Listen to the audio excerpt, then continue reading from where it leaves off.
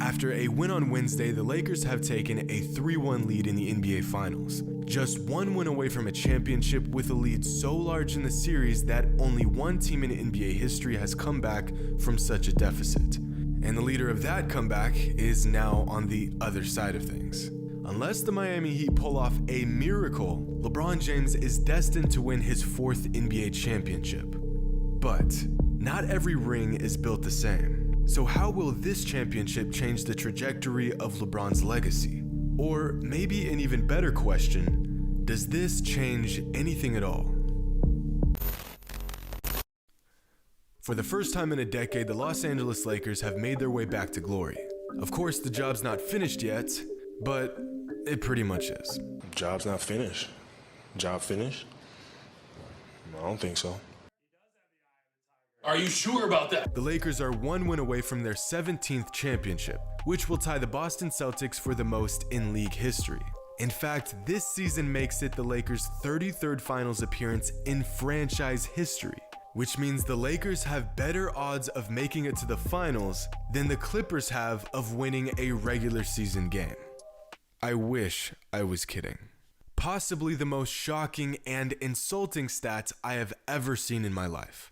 So this particular championship isn't all that special in the grand scheme of things, except it features a player that is building one of the most complete, extensive, and record-breaking resumes the game has ever seen. When it comes to records in the finals, LeBron is now 1st in wins, 2nd in points, 2nd in assists, 2nd in steals, 4th in rebounds, and 1st in triple-doubles. But we are already familiar with those numbers. And unfortunately, filling the stat sheet does not always result in success, which leads us to the other record, the dreaded 3-6 finals record. It's by far the largest black mark on LeBron's career. It's a number that continues to haunt him on his quest to becoming one of the greatest to ever do it. In fact, LeBron James and Wilt Chamberlain are the only 2 players to reach top 10 status while maintaining a losing record in the finals. But how does that old saying go? Quality over quantity. Well, of every player to ever play the game, LeBron is tied for the 2nd most finals MVPs.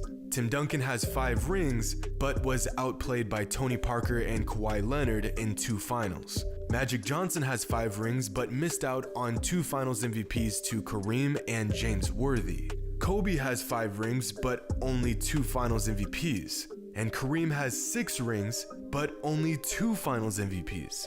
So if the goal is to play big when it matters most, sure, winning the finals is extremely important. But being the best player on your way to a championship is just as paramount. This is why Robert Horry, a man with more championships than Michael Jordan, is not considered better than MJ. Because we are all aware of the context, in which case MJ and LeBron are the only players to be the best player on each of their championship winning teams more than twice. And with the way LeBron's currently playing, he may possibly win his 4th finals MVP. Now, the key word here is possibly, because right now the LeBron James-Anthony Davis combo is looking like one of the most deadly and equally productive duos to ever do it.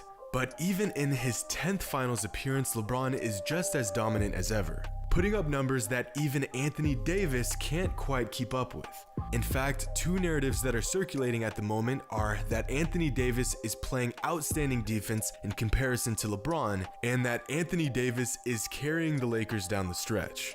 Both of these narratives being painfully incorrect. LeBron not only has a higher defensive rating than Anthony Davis in the finals, LeBron has scored 3 times as many points in the 4th quarter as Anthony Davis so far in the series. But the standard he has set for himself has become so incredibly high that if he wants to call himself the GOAT, these are the criticisms he will be getting until he silences every one of them. Because let's be honest, the constant, never-ending complaining to the refs is completely out of control.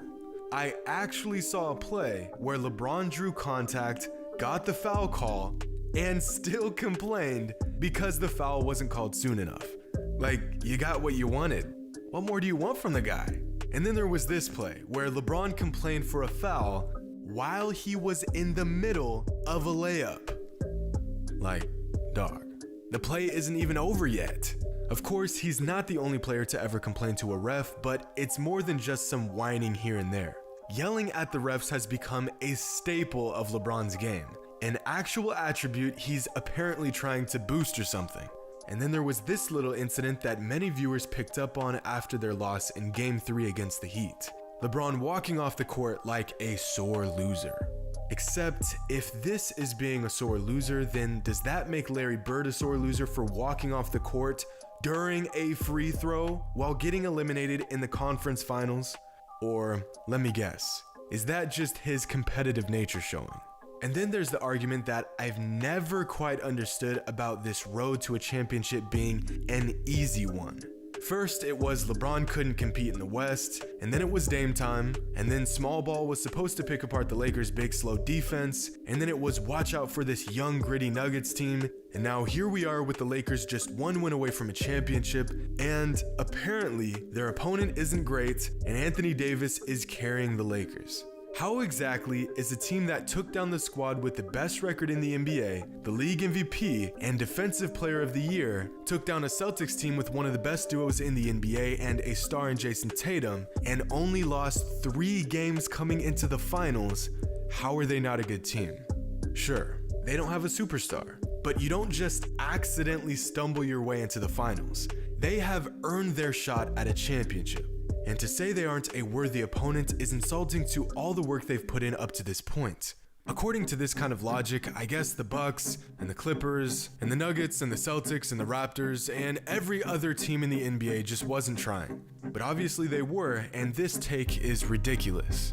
If this Miami Heat team is not a great finals team, then what do you call the 2015 Cavaliers with LeBron and literally a bunch of bench players? Or what about the 2001 76ers with Allen Iverson basically playing 5-on-1 against the Lakers? Or the 2007 Cavaliers with LeBron James basically playing 5-on-1 against the Spurs? My point is that not every team that makes it to the finals is going to be an all-time great super team. The finals over the last decade has skewed our perspective of what a great team looks like. And for the first time in a long time, LeBron and company are not facing off against a team full of Hall of Famers. Of all the all-time great players who spent the last 10 months fighting for this moment, only 2 teams actually earned it. So here we are, on an inevitable course to a Lakers championship and LeBron's 4th ring and possibly 4th finals MVP. So what does this change? Well, for fans who have been paying attention for the last 17 years, not much. And for the others, well, again, this championship won't change much. You either accept his greatness or you don't. At this point in his career, the numbers and accolades are inevitably going to pile up. Another championship or 2 is not going to change the fact that LeBron is arguably the best to ever do it. Another ring doesn't increase or diminish LeBron's seemingly ageless dominance. This was all a part of the plan. 3 and 6 was always just a number, not a defining value of LeBron's ability or legacy. And that 3 potentially changing to a 4 is only validation to what some realized years ago. Hope you all enjoyed, and as always, until next time.